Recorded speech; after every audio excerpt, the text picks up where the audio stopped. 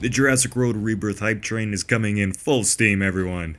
And next week we got what's probably the biggest update yet on the movie coming from Empire Magazine. They got an entire feature on the film that's gonna get us all warmed up for that next trailer, hopefully next week. I don't know, maybe, I don't know.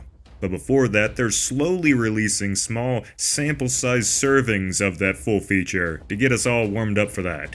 The overall vibe that I'm getting from these samples is, yeah, Rebirth was made to honor the original legacy of Jurassic Park. Not just the original movies, but like the original ideas for the franchise going forward from Steven Spielberg and all the original people. Thanks to the small samples here, we get a quick early look at some new images, some new looks at some of the deadly creatures that will be terrorizing our human leads. We were given the official name for the D-Rex, and we got an official confirmation that there will be a second mutant dinosaur.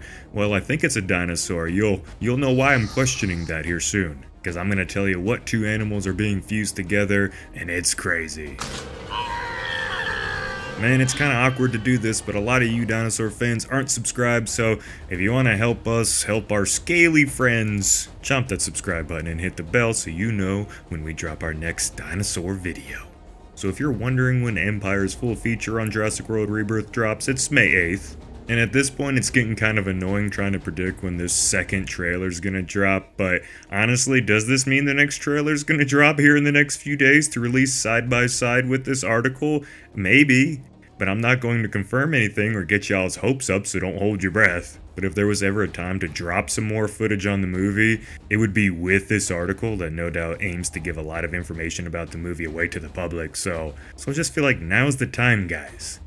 But we already know what the cover of the magazine is gonna look like, or covers I should say, both of which show new looks at a couple of our non-human stars. One of them being the now officially called Distortis Rex, the mutant that has taken over the internet. But before we talk about Distortis, here is the cover that most everyone will see, featuring Zora Bennett, Scarlett Johansson, rappelling down the cliffside. The same cliffside we seen in the first trailer, no doubt. She better hang on tight, because below her is what has got to be one of the best looking Terasaur designs I have ever seen created for a movie.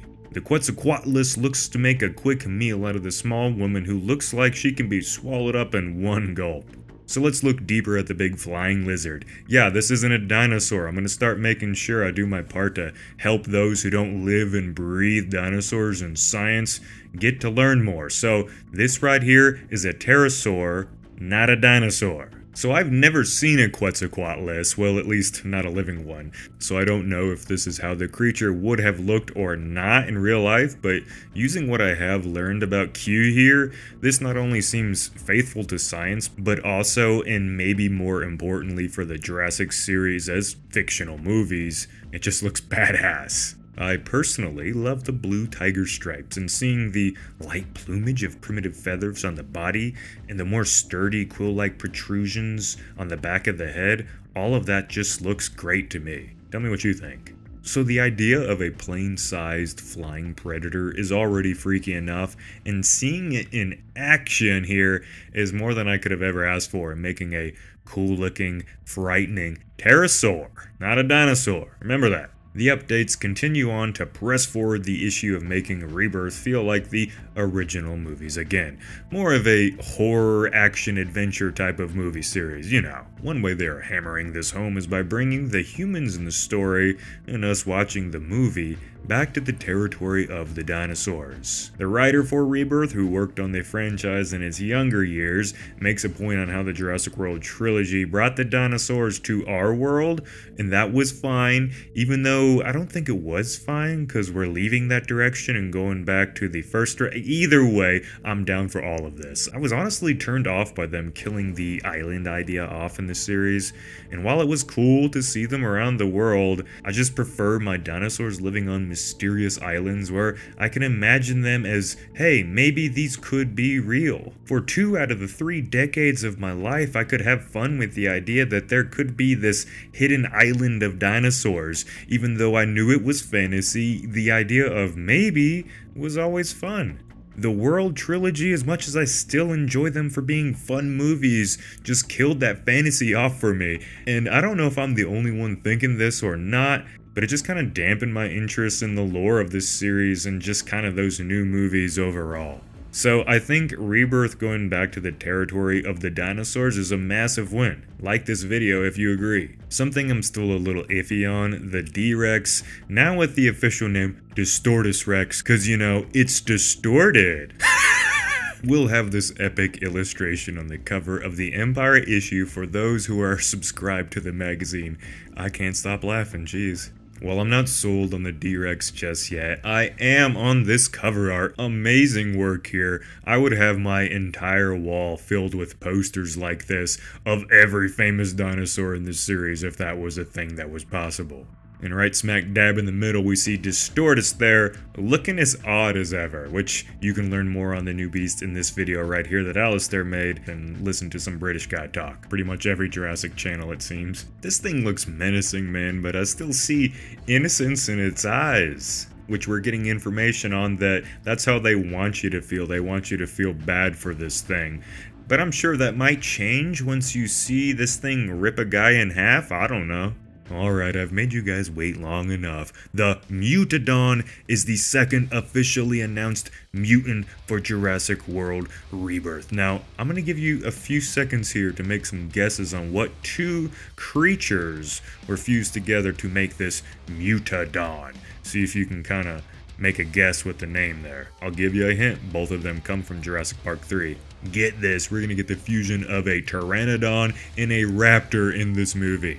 I just feel like Vin Diesel's gonna pop up out of nowhere at this point.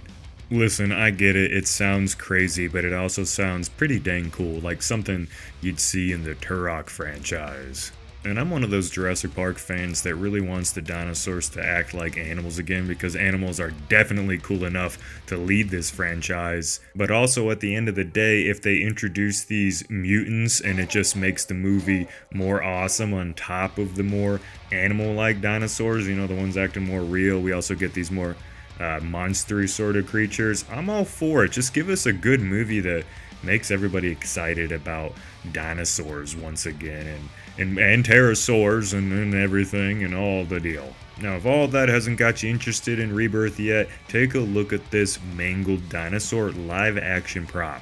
We're going to talk about this here in a second, and you're not going to want to miss it, especially if you're craving some of that Stan Winston magic from the old days. But before that, check out these new images of Scarlett and Jonathan playing the roles of Zora and Henry in Rebirth. The article these photos were released in teased that the film will feel like the old movies, and these images kind of support that, I feel like. Loomis here looks great with what I assume to be a set of Meg jaws behind him, and the next image has Scarlett or Zora looking like she's pleading to be the lead for a good dinosaur video game. This really screams freaky creature feature. That's really hard to say, by the way.